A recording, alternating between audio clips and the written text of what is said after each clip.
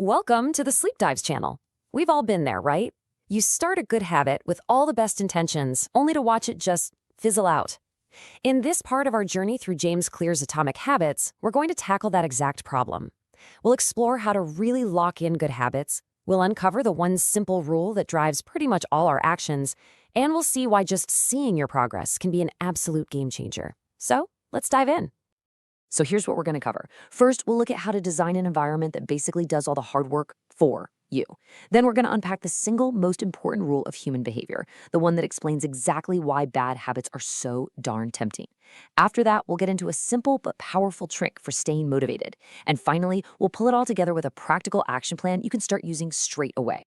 So, what's the real secret to making good habits actually stick? Well, it's not about gritting your teeth and just relying on raw willpower. The real key is to strategically design your surroundings. It's all about building an environment where doing the right thing becomes the easiest, most frictionless choice you can make. Now, the book gives us 3 really powerful strategies to do this. First up is automation. Set things up once, like automatic transfers to your savings account, and just let technology handle the rest. Second, perform one-time actions that have this massive ripple effect, like buying a really good mattress to guarantee better sleep every single night. And third, something called a commitment device. And honestly, this concept is just fascinating. So what on earth is a commitment device? Well, you can think of it as a clever trap you set for your future self to make sure you stick to your goals. It works by adding a real, tangible cost to your bad habits. For instance, if you prepay for a bunch of sessions with a personal trainer, the pain of wasting that money becomes a really powerful motivator to actually show up. You've just made your bad habit, skipping the gym, a whole lot harder. And this leads us perfectly into a really fundamental principle of human nature. The fourth and final law of behavior change is incredibly simple. Make it satisfying. Because at the end of the day, our brains operate on a very straightforward rule. If it feels good, let's do it again. It's that immediate hit of satisfaction that truly locks a habit into place. This right here, this is the cardinal rule of behavior change. Our brains are basically running on ancient hardware. They evolved in a world that valued immediate rewards, finding food, escaping danger, that sort of thing. And that creates a massive problem for us in the modern world, because most of our good habits require us to trade that instant gratification for some long-term benefit.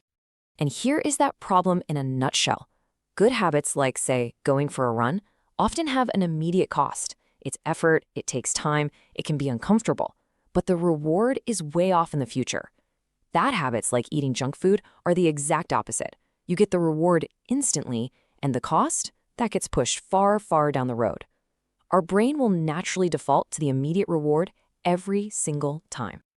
So the solution is pretty clear. We kind of have to hack our own brains. We can't wait weeks or months for that payoff. The trick is to find a way to feel successful right now. We have to attach some kind of small, immediate reward to our good habits to give our brain the positive feedback it's looking for.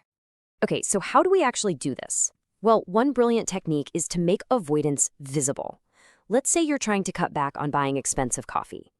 Every time you resist that urge, you immediately transfer the money you would have spent into a special savings account for something you're excited about, like a holiday. Watching that balance grow becomes your immediate reward. And this is a crucial catch, the reward has to align with your goal.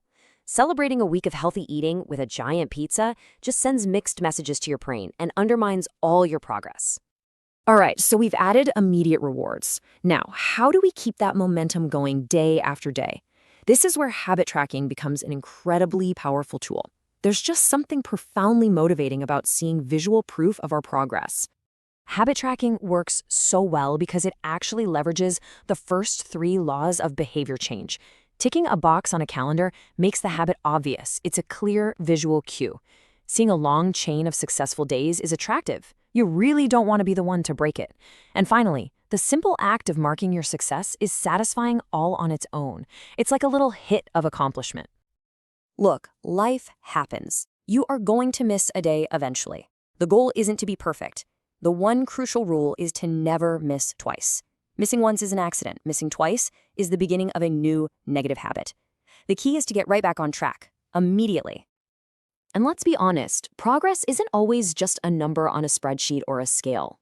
It is so easy to get obsessed with the data, but please don't forget to notice the other benefits. Are you waking up feeling more rested? Do you have more mental clarity during your day? These qualitative wins are just as important for staying motivated, especially when the numbers inevitably hit a plateau.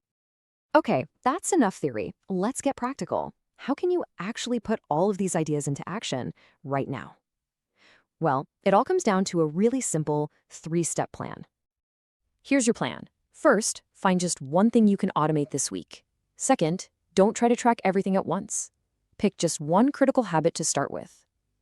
And third, use habit stacking to make the tracking itself effortless. The formula is simple. After I finish my habit, I will immediately track my habit. For example, after I finish my morning meditation, I will immediately put a big X on my calendar. Simple as that. Now, as you put this into practice, just watch out for a few common traps. Remember to avoid rewards that clash with your long-term goals.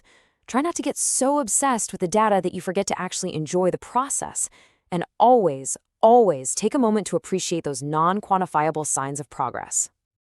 So, if there's one thing to take away from all this, it's this simple 3-part story for lasting change. First, you build an environment that makes your good habits almost inevitable.